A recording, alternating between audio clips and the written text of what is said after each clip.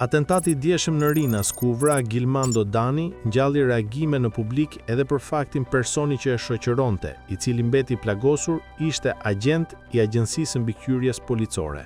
Mustafa Shaliani, i njohur si Muçi Shaliani, ishte punësuar në Agjencinë e Mbikëqyrjes Policore në muajin shtator të këtij viti, kur institucioni drejtohej nga Artiol Saliasi. Detajet bëjnë me dije se Muçi Shaliani nuk ka patur certifikat sigurie, një element i domosdoshëm për të punësuar në institucione të tilla policore. Ndërsa në reagimin për mediat, AMP bën me dije se drejtori aktual Eduard Merkaj ka pezulluar të gjithë zinxhirin komandues të këtij institucioni deri në zbardhjen e plotë të ngjarjes. Nisur nga interesi i medias dhe ndjeshmëria e ngjarjes të ndodhur ditën e djeshme në rreth rrotullimin pranë aeroportit Nën Tereza, ku rezultoni përfshir edhe punonjësi i Agjencisë Mbikëqyrjes Policore MSH, i cili ka mbledhur i plagosur dhe po merr ndihmën mjekësore, AMP ka nisur menjëherë verifikimin e brendshëm të procedurave administrative të ndjekura, si edhe praktikën e plot me agjencitë përkatëse dhe policinë e shtetit në lidhje me procedurën e rekrutimit të tij prej shtatorit 2025. Ndërkohë drejtori i përgjithshëm i Agjencisë Mbikëqyrjes Policore, Eduard Merkaj, ka urdhëruar pezullimin e zinxhirit komandues të strukturës së forcës së posaçme operacionale të AMP-s,